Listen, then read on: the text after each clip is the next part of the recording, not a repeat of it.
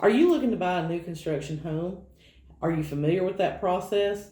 I'm going to share with you several questions that you need to be talking to your builder about before you enter into contract. The first is, what is their normal build time, or what is the completion date expected for this home? Question number two, do they allow for phase inspections? Are they going to allow you, the buyer, to come in after they've completed certain things like roughing in the plumbing, the electric, putting up the drywall, putting the finishing touches? Are they going to allow you to come in at different stages and approve the work to that particular point? The third question is, what are their incentives for using their lender? So a good example here in our area, D.R. Horton is doing a lot of new builds, and they obviously have their own mortgage company, D.R. Mortgage. So right now they're offering incentives to you as a buyer if you use their mortgage company. So they may pay to $6,000 of your closing costs. They may buy down your interest rate. They may give you a premium upgrade package on the house you're buying, but it's contingent on you using their mortgage company. Question number 4 is, what does the builder's warranty cover? And that's an important question. You want to find out as much as you can about that builder's warranty before you go under contract. Is it for 1 year? Is it for 2 years? How long do they warranty their work?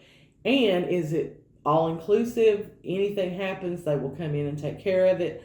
Or is it limited to major components of the house? So you want to find that out. Question number 5, how much do they require for a deposit? When you're buying a resale home in real estate, earnest money is kind of negotiable. There's no set amount that you have to put down. Obviously, if you're buying a $500,000 house, they're probably going to want more than a $500 earnest money deposit. But when it comes to buying a new build, typically they are going to have a deposit that is required. That's going to be non-negotiable. If you're going through a custom builder especially, it's going to be a much higher cost as far as your deposit, because that's going to be the money to get them started on your new build for you.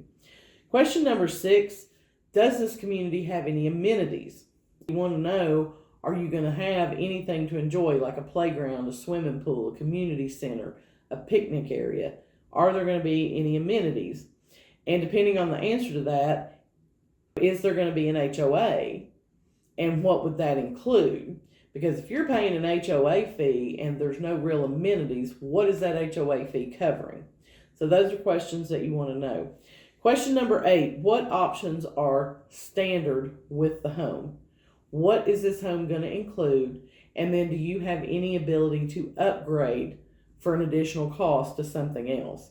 So if granite countertops are the standard, could you pay extra and get marble or quartz countertops if that's what you want? Number 9 is, do you include a mailbox?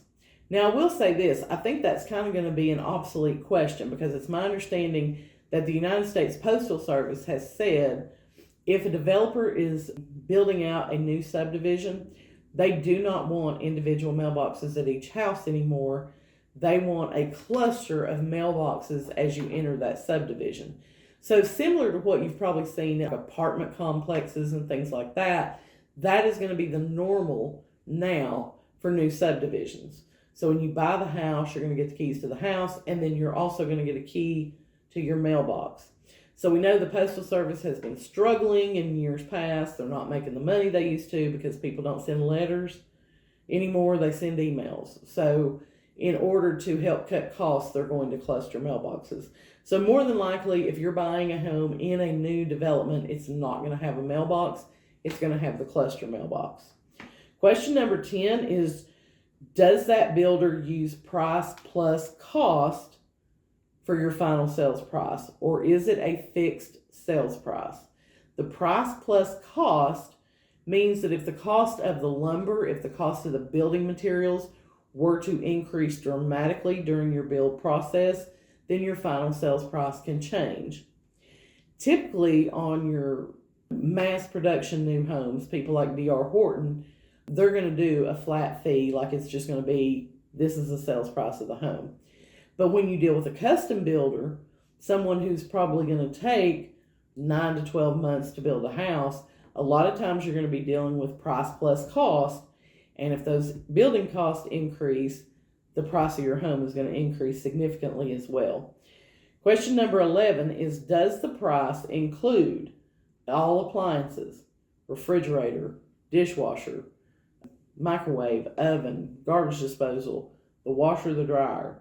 Does it include automatic garage door openers? And those are things that you're like, well, of course it would. I'm buying a new home. But you'd be surprised. You need to read the fine print.